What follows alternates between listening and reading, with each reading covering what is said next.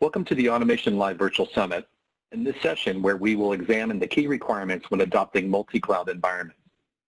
My name is Matt Bush, and I'm a Senior Manager of Automation Engineers here at Broadcom, and I have over 20 years of experience in assisting customers with their automation initiatives.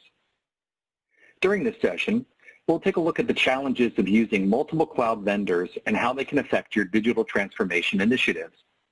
We oftentimes see organizations define their cloud strategy with the main focus on infrastructure capabilities, such as performance, provisioning APIs, elasticity, pricing, etc. One of the key requirements that is often overlooked is automation, and we completely understand why. Automation is oftentimes the last thing to be considered.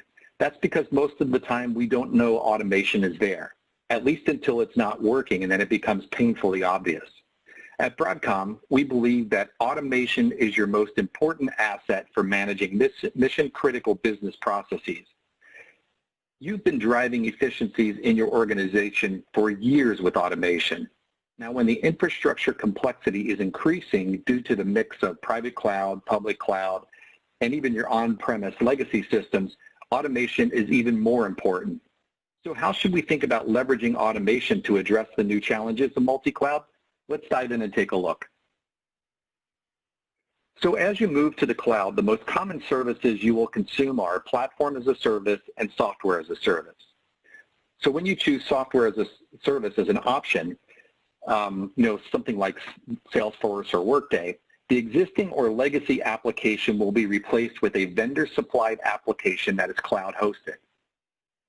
When platform as a service is implemented, the application will be either forklift, that means basically just picking it up and intact and moving it to the cloud, or re-architected or redeveloped, taking advantage of the native cloud architectures like containers and microservices.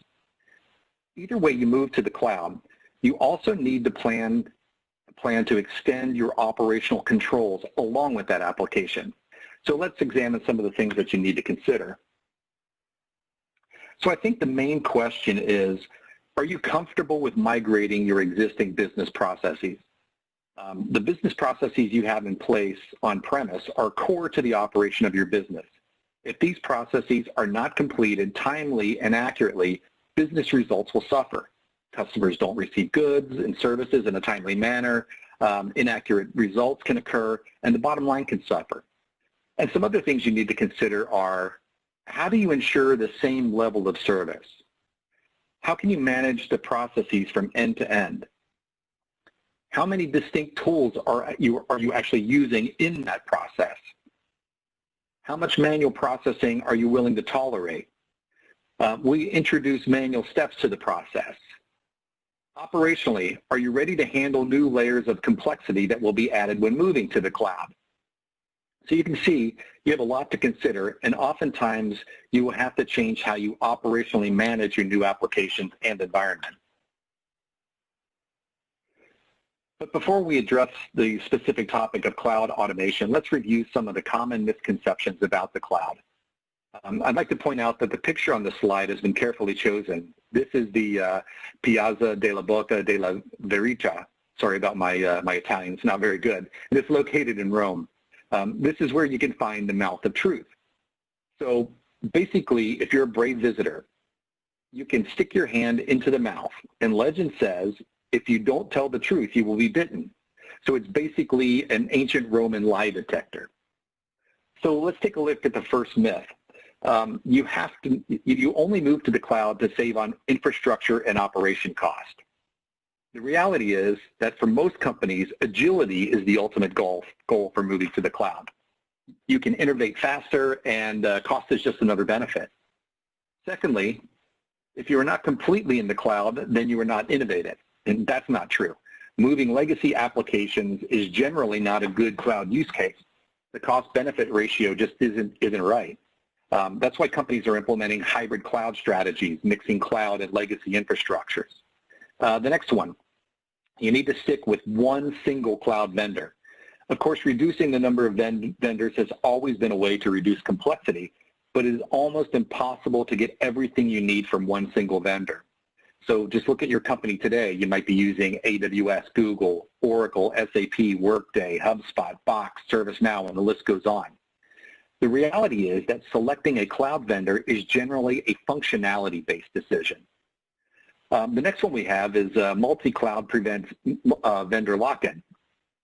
So you'll quickly find out that you can't easily switch from one cloud vendor to another. It's not easy to switch from Amazon Web Services to Microsoft Azure, for example. The reality is that native services provided by these cloud vendors are very proprietary and very sticky. So multi-cloud actually feels like multi-cloud lock-in. And the last one, once you've moved to the cloud, you're done. Moving to the cloud is just a migration project, or it's not just a migration project or a plan to shut down the data center. Transforming the business is the ultimate goal for moving to the cloud. So you'll be continuously innovating and improving your applications and your operation. So now let's take a look at what a cloud strategy looks like. So here's an analyst view. 81% of companies are using at least 2 or more distinct cloud providers. This is about the same as 10 years ago. Today, they select cloud providers comparing capabilities, performance, and price. And they choose the technology that best fits their business requirements. And so you can see how we get to multiple cloud vendors, mostly because it's of a technical and functional reason. Many companies are moving away from monolithic ERPs to less integrated solution. They still may have a core ERP like SAP or Oracle, but they're adopting SaaS like Salesforce, ServiceNow, Workday, and others to support their specific business needs. As a result, modern IT environments start to look like a landscape of loosely coupled services. And that's why it's critical for IT organizations to adopt a service orientation. Gartner envisions that the transition to service orientation will be occurring a lot in the next 5 years. Most organizations that will not be service oriented won't be able to support the new business demands that are going to come to them. Failing to adopt a service-oriented approach is an open door for shadow IT. And if you've been around for IT for any length of time, you know the problems that shadow IT creates. Okay, so the decision is made and you're going to move to the cloud. So what are some of the challenges that you're going to face? Well, when moving hundreds or thousands of applications from on-premise to the cloud, this is not a trivial exercise. IT operations need to transform and move with it in order to be able to manage this new architecture and this new environment. The same levels of service as on-prem need to be provided. So there are years of support and hardening of those application ecosystems that need to be replicated. You need visibility over complex processes that can span across multiple cloud technologies. You need to meet the same business level services that you have as on-prem. So you can see why at a minimum you need to provide the same level of automation as on-prem to meet the new business needs. So when you modernize your applications or modernize your business processes, your applications can be distributed on different technology stacks. They can be on private cloud, public cloud, and even on your own legacy infrastructure, or even on the mainframe. And on top of that, you'll have to deal with different infrastructure technologies like data movement method, web services, cloud functions, and containerized applications. More demands will be put on IT. We're now in the world of instant services in our private lives. We already use self-service, instant messaging, and we demand immediate response. So it's normal to think that users would expect the same level of service in their business life. Business users are not willing to wait. It means while you're moving to the cloud, you also need to deliver IT services at the speed of the cloud. And so you'll have to increase your level of automations to meet their expectation. So let's look at how some companies are trying to manage IT and business processing today. So as I said when I introduced today's topic at Broadcom, we're convinced that automation is key to managing complex application environments. But all automation strategies are not equal. And the figures you see on this slide are very interesting. They come from a recent EMA survey about digital transformation and application modernization. So more than half of the respondents report that they're using a mix of automation tools. So they're using tools like operating system schedulers, open source schedulers, native cloud automation solutions, multiple workload automation solutions, and cloud and IT automation solutions. It means they do not have end-to-end visibility on the business processes that they're managing. Even if some portions of the processes are automated, they still have manual synchronizations or manual handoffs. As a result, they experience high rates of failure, and the lack of visibility and control impacts their agility. It's very difficult to transform and to add innovation into processes when you have limited control over them. So there's also a tangible impact to that situation illustrated by the two figures in the middle of the slide. Around 40% of the companies have difficulties with application modernization and business demands for transformation. They need to integrate new technologies with legacy systems. They need to automate hybrid processes spanning from the mainframe to the cloud. They also need to automate SaaS applications, web services, cloud instances, and containers. That's probably why we see the key result that 80% of the companies are now considering improving their automation strategies. And they're looking for ways to get more control over their automated processes.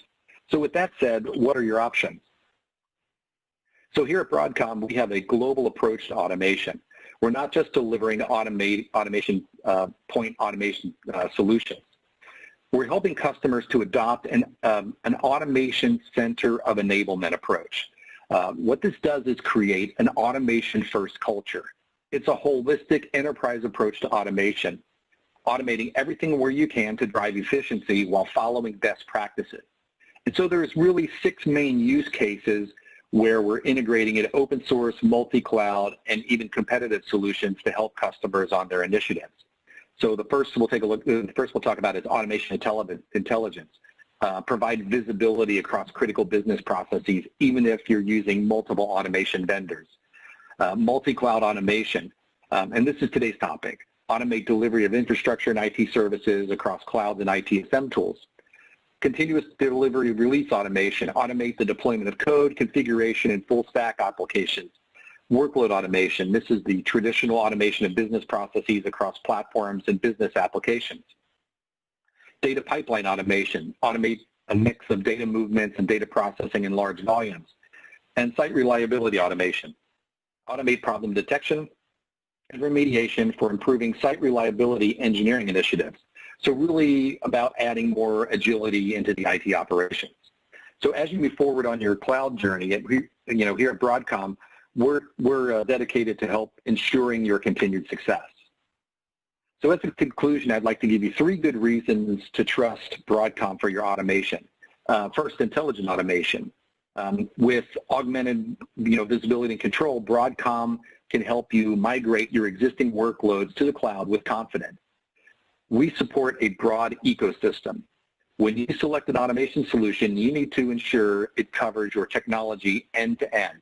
Broadcom provides automation for the mainframe, distributed business applications, and multi-cloud technologies. And of course, scale. Because your digital future depends on your automation, you need to build your future on a solution that is scalable and can provide the growth that you're going to have due to more business demand. So with all of that said, if you have any questions, I'll stay on and try to answer them. And thanks for attending this session today.